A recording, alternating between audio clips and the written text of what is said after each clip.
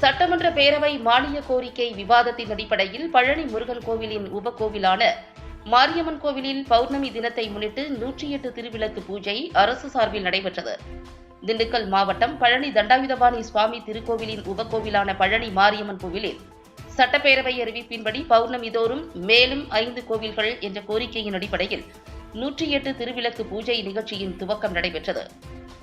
108 விளக்கு பூஜையில் பங்கேற்க முன்கூட்டியே பதிவு செய்திருந்த பெண்கள் பங்கேற்றனர்.